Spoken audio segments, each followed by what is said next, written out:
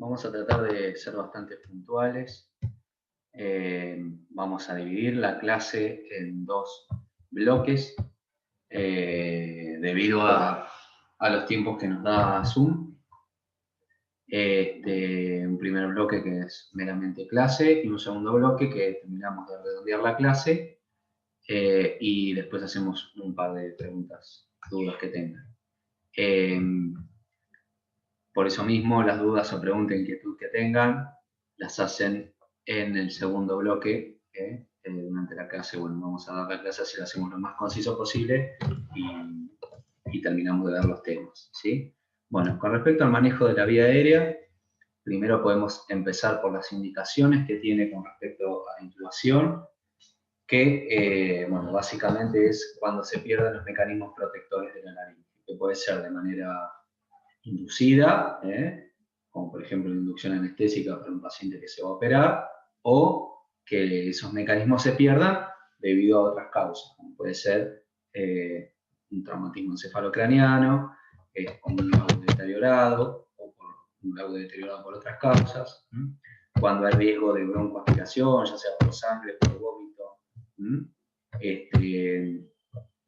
cuando no podemos mantener una oxigenación adecuada en el paciente mediante mecanismos de ventilación, ¿sí? Todo eso serían indicaciones de intubación, ¿sí? Con respecto a las ventajas que tiene intubar a un paciente, es que podemos controlar la vía aérea, oxigenar adecuadamente al paciente y además proteger la vía aérea de la broncoaspiración, ¿sí? Con respecto a las desventajas que presenta la intubación orotraqueal, principalmente las derivadas del procedimiento, ¿sí? Que podemos mencionar, bueno, ese es un trabajo muy grande, que está acá, un trabajo, una revisión muy grande que se hizo, que se estudió las complicaciones mayores, o sea, óbito y daño cerebral por hipoxia, que se daban asociadas a una intubación dificultosa, y se vio que estas complicaciones mayores se daban 38 veces más frecuentes en la guardia de urgencias y 58 veces más frecuentes en UTI que en las intubaciones que se realizaban en quirófano, ¿sí? ¿Por qué? Bueno, se puede explicar desde el punto de vista que el paciente que llega a quirófano es un paciente que está estudiado, que llega en condiciones casi ideales, en general ideales, ¿sí? Sin embargo, en la guardia y en la UTI esto no pasa. Además, también se explica por tres ítems. Uno, la disponibilidad de los recursos materiales, ¿sí? Los recursos materiales me refiero a los dispositivos de manejo de la vía aérea. Laringoscopio, videolaringoscopio, fibrobroncoscopio, máscaras laringeas, guías de intubación. Y con disponibilidad no solo me refiero a tener los recursos materiales, sino tenerlos a mano, ¿sí?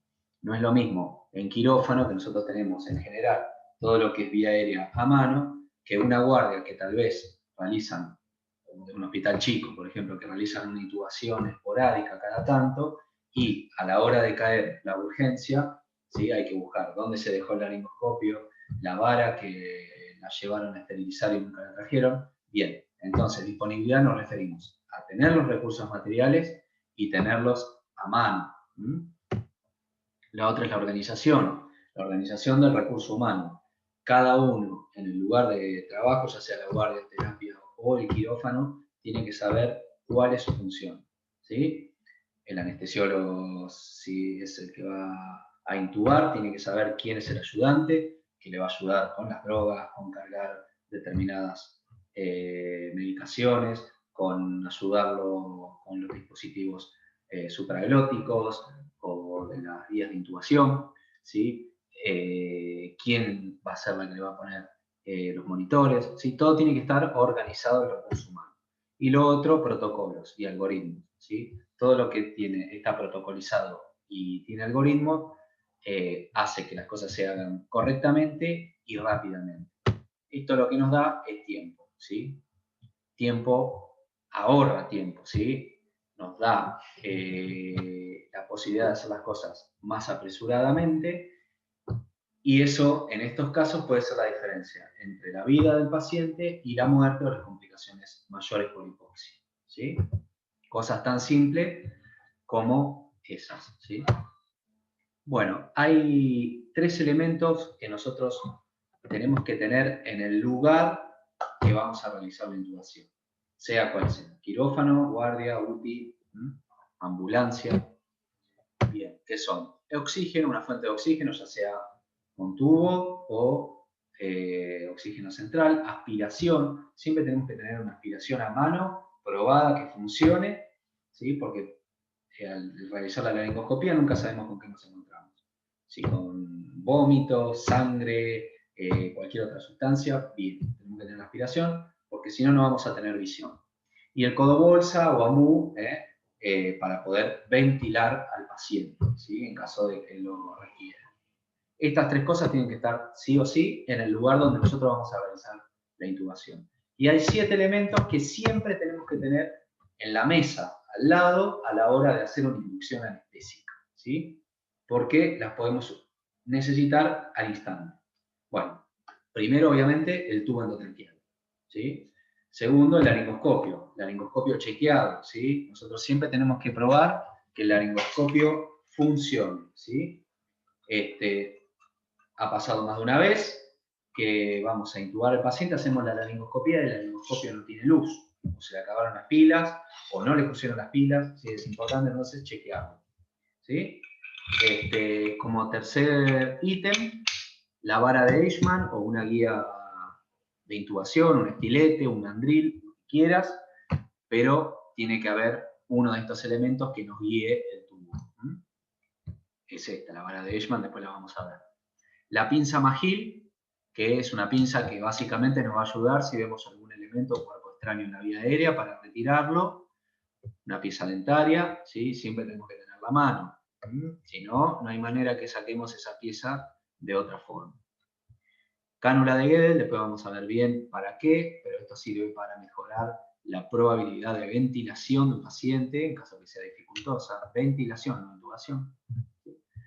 Un elemento de fijación y una jeringa para inflar el tubo. Estos 7 elementos tienen que estar en la mesa al lado del intubador. Y sí, a mano, que puede estar en un cajón o en una caja de vía aérea dificultosa, los dispositivos de rescate, ¿sí? Máscaras laringeas, set de acceso de urgencia, videolaringoscopio, etc. Como así también a mano también tienen que estar las drogas de inducción, ¿sí? Pero estas 7 cosas tienen que estar en la mesa. Con respecto al tubo, la elección del tubo va en base a la edad del paciente, ¿sí? El tubo endotraqueal tiene un cuerpo semirrígido, un balón inflable en la punta, que es el que va a colapsar la vía aérea, a coaptar la vía aérea, ¿sí? Que se infla a través de este baloncito que tenemos acá en la punta. Tiene una línea transversal radiopaca para el control radiográfico. Esta línea negra que ven acá, que es hasta dónde tenemos que progresar por la laringe el tubo, ¿sí? Esta línea negra tiene que contactar con la glotis, con las cuerdas vocales. Hasta ahí debemos progresar esta parte del tubo. O sea, acá está la glotis, esto está por dentro de la glotis y esto por arriba de la glotis. Bueno, y en la punta van a ver el agujero de Murphy, ¿sí? Que es, digamos, un agujero lateral que sirve por si hacemos una intubación selectiva del bronquio derecho para que se mantenga ventilado el lóbulo superior pulmonar derecho. Bien, la vía aérea dificultosa la podemos dividir en 2 grandes grupos, la vía aérea dificultosa prevista y la no prevista, ¿sí? Como la prevista, obviamente, es la que nosotros, mediante predictores, sabemos de antemano que va a ser dificultosa. La no prevista es la que no tiene predictores de vía aérea dificultosa y al hacer la laringoscopía nos encontramos con una vía aérea dificultosa. Es lo más riesgoso, obviamente. Bien, ¿cómo sabemos que una vía aérea va a ser difícil o cómo predecimos una vía aérea dificultosa? Bien, con distintos parámetros. Los puntajes acá no importan, ¿sí? Es una manera de puntualizar los distintos ítems, pero sí importa que sepan cuáles son esos ítems, ¿sí? Bien, que el paciente nos refiera que en un procedimiento anterior fue dificultosa su intubación, ¿sí? Por ejemplo, el anestesiólogo le dijo que había sido difícil intubarlo. Bien, es un parámetro importantísimo a tener en cuenta con respecto a el manejo de la vía, porque sabemos que va a ser dificultosa.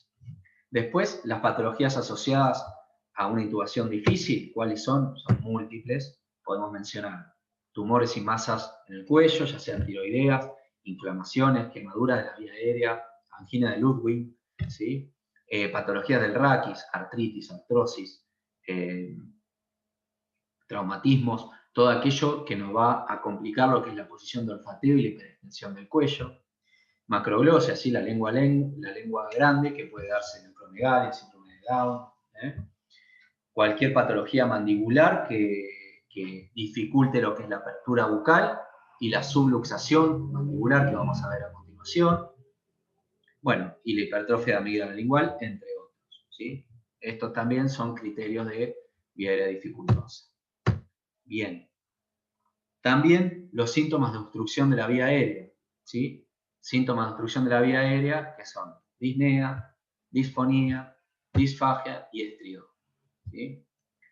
Bien, también es criterio predictor de la vía aérea dificultosa que haya dos o más criterios de ventilación dificultosa, ¿sí? Los criterios de ventilación dificultosa, acá ya no estamos hablando de intubación, sino de ventilación. Me refiero a la ventilación con máscara facial y bolsa, ¿sí? Bueno, que son la obesidad, el paciente con mucha barba, el paciente desdentado, ¿sí? El paciente que tiene antecedentes de síndrome de apnea del sueño o bueno, que ronca mucho y edad mayor a 55 años. Con dos de estas positivas, también es predictor de vía aérea dificultosa, ¿sí? La distancia interdental es básicamente la distancia entre los incisivos superiores e inferiores. Esto, los centímetros no importa porque nunca andamos con un centímetro en el bolsillo. Sí importa que por debajo de los 3 traveses de dedo de la apertura bucal, ¿sí? Tenemos una vía aérea dificultosa, ¿sí? La otra es la subluxación mandibular, que es lo que le decía antes. Es la posibilidad del paciente de llevar el maxilar inferior por delante del maxilar superior, ¿sí? Llevar los incisivos inferiores por delante de una línea trazada por los incisivos superiores, ¿sí? Si lo puede hacer, ¿sí? Nos habla de que estamos bien. Si lo puede hacer solo hasta la misma línea, o sea, que queden en la misma línea los incisivos superiores que los inferiores, o bien ni siquiera la mandíbula llega a los incisivos superiores, bueno, esto nos está hablando de que de que podemos llegar a tener problemas con esa vía aérea, ¿sí? La distancia tiro-mentoniana, que es la distancia que hay entre la protusión tiroidea y la punta del mentón, ¿sí? Esto también, el punto de corte son 6,5 centímetros, para tener en cuenta son 3 traveses de dedo. Por debajo de los 3 traveses de dedo estamos complicados, ¿sí? Lo otro es la hiperextensión del cuello. Los grados no importa, no vamos a andar midiendo grados tampoco. Sí saber que si la movilidad cervical, si la hiperextensión está limitada, nos va a complicar el manejo de la vía aérea, ¿sí? Por otro lado, el Mallampati, ¿sí? El Mallampati se hace con el paciente sentado, ¿sí? Y tenemos 4 grados, siendo los grados 3 y 4 los predictores de vía aérea dificultosa. El grado 1, el Mallampati 1, nosotros vemos todo el paladar blando y toda la úvula, ¿sí? Y la faringe posterior por detrás. En la clase 2 vamos a ver solo parte de la úvula y paladar blando.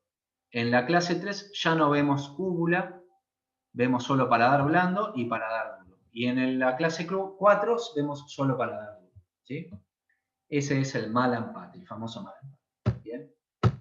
Bueno, en la guardia no tenemos tiempo para andar midiendo todo esto, o incluso no da para sentar al paciente, así que tenemos una evaluación rápida, que es el 332, ¿sí? Sabiendo que el paciente tiene 3 traveses de dedo de apertura bucal, 3 traveses de dedo de distancia tiromentoniana y 2 traveses de dedo de la distancia tiroioidea, sabemos que esa vía aérea no tiene predictores de vía aérea dificultosa. Si tiene menos de esto, sí tenemos una vía aérea que nos puede llegar a complicar, ¿sí? Bien, ahora un pequeño paréntesis. Que tenga los predictores de vía aérea dificultosa no quiere decir que en el 100% de los casos vayamos a tener una vía aérea dificultosa, ¿sí? De la otra forma, también hay que decir que aunque no tengamos ningún predictor de vía aérea dificultosa, esa vía aérea puede llegar a ser dificultosa, ¿sí? O sea, es importante, es fundamental, pero no es definitorio, ¿sí? Tenemos tanto falsos positivos como falsos negativos con respecto a estos predictores. Pero sí nos sirven para orientarnos. Bien, ¿cómo preparamos un paciente antes de la intubación? Tiene que tener un acceso endovenoso, obviamente, conectamos monitores, ¿eh? Y es importante realizar esta maniobra que es la preoxigenación. La preoxigenación es una técnica que usamos para lavar de nitrógeno a los alvéolos, ¿sí? Llenar los alvéolos de oxígeno puro, de oxígeno al 100%, ¿sí? Esto genera que la capacidad residual funcional del paciente sea oxígeno puro. ¿Qué nos da esto? ¿Qué nos permite esto? ¿Qué logramos con esto? Es aumentar el tiempo en el cual el paciente puede estar en apnea, o sea, sin ventilar, sin respirar, sin desaturar, ¿sí? Si no hacemos esto, el paciente va a empezar a desaturar más tempranamente, ¿sí? ¿Cómo se hace? Bueno, están descritas, acá les anoté las dos formas descritas, pero no importa. Lo importante es que el paciente, a medida que nosotros lo vamos conectando, lo vamos evaluando, lo vamos poniendo la vía, le pongamos una máscara facial y respire oxígeno al 1%, ¿sí? Oxígeno puro, ¿sí? Esto va a realizar esa denitrogenización alveolar. Esto se conoce como preoxigenación. Bien, lo que nos regala la preoxigenación es tiempo. ¿Para qué es importante este tiempo que nosotros queremos ganar? Esto es importante por si nosotros nos encontramos con una vía aérea dificultosa y tenemos que hacer varias maniobras de laringoscopía, utilizar una vara de Eichmann, tenemos que meter una máscara laringea, nos da tiempo para maniobrar sin que el paciente desature a niveles que le pueden generar daños severos, ¿sí? Bien. ¿Cuánto tiempo nos da? Depende del paciente y depende principalmente de la capacidad residual funcional del paciente. Acá vemos una línea marrón que corresponde a un paciente joven de 70 años, en el cual nosotros haciendo una preoxigenación tenemos hasta el minuto aproximadamente 8 sin que el paciente caiga por debajo del 92%, ¿sí? O sea, tenemos 8 minutos con el paciente en apnea, ¿sí? Hacemos la inducción anestésica, el paciente queda en apnea, no respira y tenemos 8 minutos hasta que el paciente desatura por debajo del 92. 8 minutos para maniobrar en la vía aérea, sin poner en riesgo el cerebro del paciente. En cambio, los obesos, ¿sí? Que tienen menor capacidad residual funcional, la línea verde, ¿sí? Vemos que solo tenemos con la preoxigenación 2 minutos o 3 minutos, cerca de 2 minutos y medio, ¿sí? Pero sin hacer la preoxigenación, un paciente obeso comienza a desaturar casi inmediatamente al hacer la inducción anestésica. O un paciente joven, en vez de tener 8 minutos para maniobrar, vamos a tener 3, 4 minutos, ¿sí? Bien. Ventilación con máscara facial. Esto es importante. ¿Cómo ventilamos un paciente? No con micrófono. ¿Cómo ventilamos un paciente? Realizamos una maniobra que se conoce como los dedos en C, ¿sí? La máscara la vamos a agarrar con los dos dedos en C, el pulgar y el índice, y el tercer, cuarto y quinto dedo apoyan sobre el reparo óseo del maxilar inferior, no sobre las partes blandas. Si nosotros apoyamos sobre el piso de la boca, lo que hacemos es llevar las partes blandas hacia el paladar y obstruir la vía aérea, ¿sí? Hay otra maniobra que cuando la vía aérea es dificultosa para ventilar, que se llama 4 manos. Obviamente se hace con un ayudante, la maniobra es la misma, las dos manos con los dedos en C, los 3 dedos restantes en los reparos óseos del maxilar inferior, y tratando de coaptar bien la parte de la nariz y la boca del paciente, y otro operador bolseando, ¿sí? Bien. La otra maniobra es la de la subluxación mandibular, ¿sí? Lo primero que hacemos es abrir la boca, ¿sí? Llevar el maxilar inferior hacia arriba, subluxando de esta forma la mandíbula y luego cerrándola de la misma manera. Ahí le pusieron, como ven, una cánula de que ahora lo vamos a ver bien.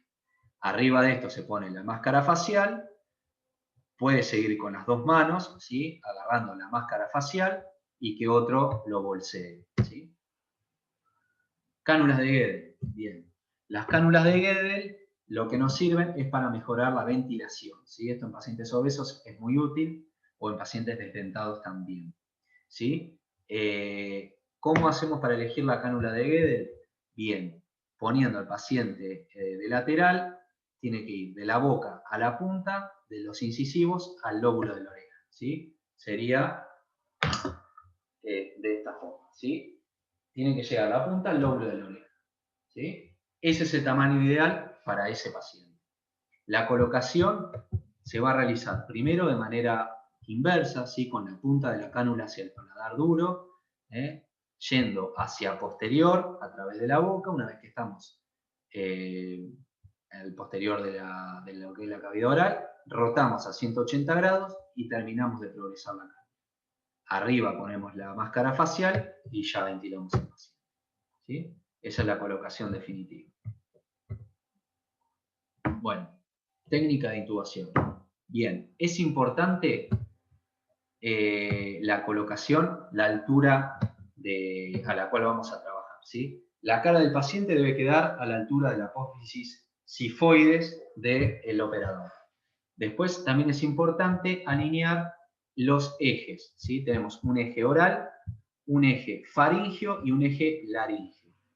La cabeza en posición neutra hace que los ejes estén desalineados. Y si nosotros hacemos una laringoscopía en esta posición, no vamos a tener visión directa ni una buena visión de la glotis. Entonces, lo primero que vamos a hacer para alinear primeramente los ejes faringio y laringio es colocar una almohada de 8 a 10 centímetros para colocar al paciente en posición de olfateo, ¿sí? Y luego de esto, para alinear también el eje oral, la hiperextensión cervical, ¿sí? Y ahí quedan mucho mejor alineados los ejes. En posición de olfateo me refiero a esto. Es posición neutra, posición de olfateo e hiperextensión, ¿sí? Bien. La otra es un paréntesis, en pacientes obesos se utiliza la posición en rampa. Por eso van a ver que yo en quirófano a veces con los pacientes gorditos pido muchas almohadas, es para hacer esto, ¿sí? La posición en rampa. Se pone estos reparos, estos resaltos en posición de rampa y lo que queremos lograr es que el conducto auditivo externo quede alineado con el esternón, ¿sí? Hay dispositivos autoinflables que se utilizan para generar esta rampa, ¿sí? Ese es otro caso. Y este es un ejemplo claro, ¿sí? Al igual que este. Fíjense, esta mujer obesa con la posición en rampa, el conducto auditivo externo alineado con el esternón, podemos llegar a tener un acceso a la vía aérea dentro de todo relativamente fácil. Sin embargo, si dejamos la cabeza neutra sin ningún tipo de resalto, esta vía aérea es una monstruosidad. No lo vamos a poder intubar de manera fácil ni cerca. Bien, vamos rapidito a ver un videíto que les quería mostrar.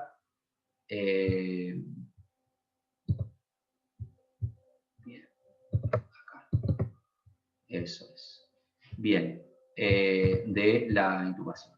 Bien, ahí estamos viendo básicamente la posición del paciente, ¿sí? Ahí le colocan una almohada de 8 a 10 centímetros, ¿sí? Ahí, bueno, está probando la apertura bucal, la hiperextensión y alinear los ejes, ¿sí? Bien. A continuación, acá vemos la preoxigenación, el paciente ahí está respirando, estamos denitrogenando los alvéolos y llenándolos de oxígeno puro. Acá van a ver que lo está ventilando, fíjense cómo pone los dedos en C, ¿sí? Los dedos en C, coapta la máscara en la cara del paciente y con los otros 3 dedos restantes está sobre los reparos óseos, ¿sí?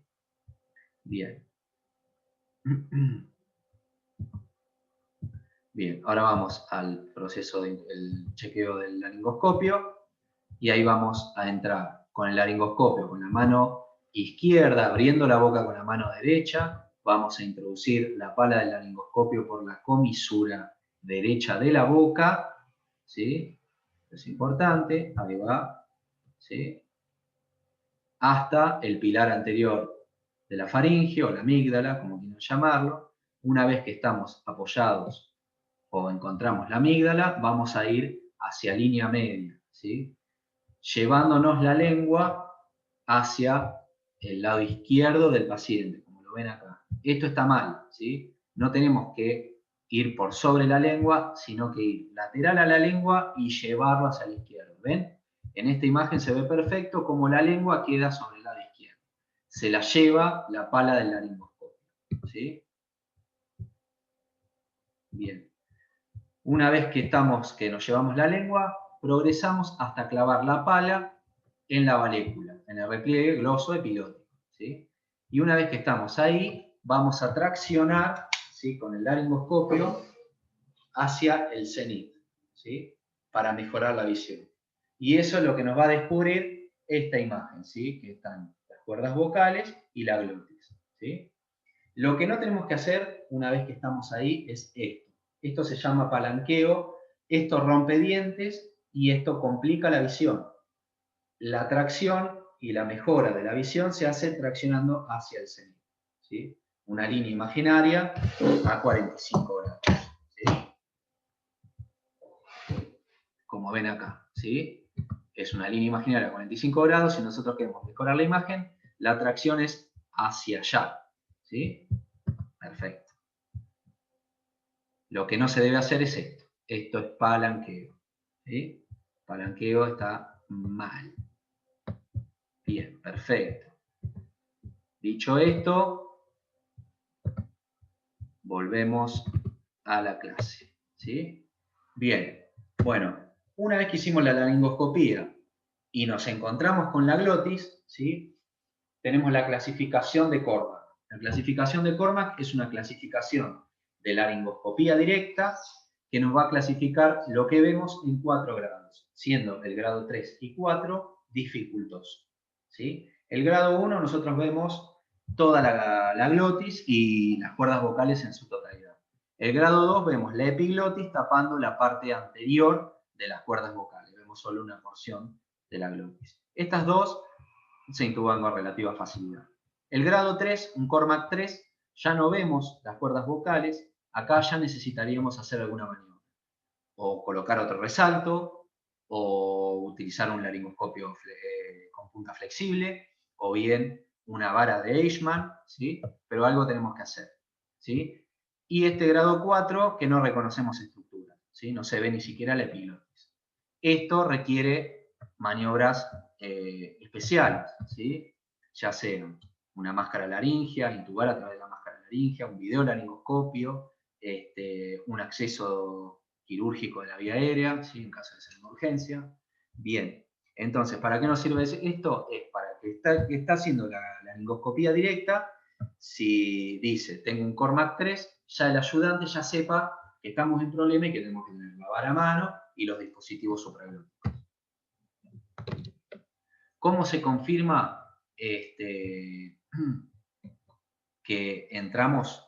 estamos en vía aérea? Primero, que el intubador haya visto que atravesamos la glotis. Si vimos que atravesamos la glotis, estamos seguros que el tubo está dentro. La otra es ocultando los campos pulmonares y el epigastrio para corroborar que no hayamos hecho una intubación esofágica, ¿sí? Si estamos en quirófano, tenemos en el equipo de anestesia el camnógrafo que mide el dióxido de carbono al final de la expiración, ¿sí? Y la otra, en la guardia está bueno utilizarlo, es la confirmación ecográfica. Antes de realizar la intubación se coloca de manera transversal el transductor lineal, ¿sí?, recordemos que vamos a ponerlo acá, ahí, que tenemos en la vía aérea es un tubo que va a tener aire, por ende es un solo tubo, esta es carótida, y al realizar la intubación, si el tubo va a tráquea, no deberíamos ver nada diferente. Ahora, si intubamos esófago, va a aparecer esta imagen, ¿sí? Esta imagen de doble caño. El esófago, que es una cavidad virtual, se va a ver llena de aire, ¿sí? Bien, fíjense que ahora lo retira porque obviamente es una intubación esofágica. Bien, perfecto. Bueno, bien, ¿para qué nos sirve o qué ventajas tiene la confirmación ecográfica? Que nosotros no necesitamos ventilar al paciente para confirmar que hayamos intubado correctamente al paciente, ¿sí? En pacientes que vienen con estómago ocupado o nosotros desconocemos las horas de ayuno que tienen, si nosotros ventilamos y tuvimos una intubación esofágica, aumentamos la probabilidad de reflujo y broncoaspiración. En este caso, nosotros si tenemos la imagen de doble caño, está mal intubado. Saca el tubo y volver a intentar, ¿sí? Bien. Vamos a cortar acá porque vamos media hora, ¿sí? Así que cortamos la charla y volvemos a ingresar automáticamente. Yo ahora me desconecto y vuelvo a conectarme, así nos da otra media hora más. Terminamos la charla y hacemos preguntas y respuestas, ¿sí? Entramos a la misma sala, misma clave, mismo todo, ¿sí? Automáticamente.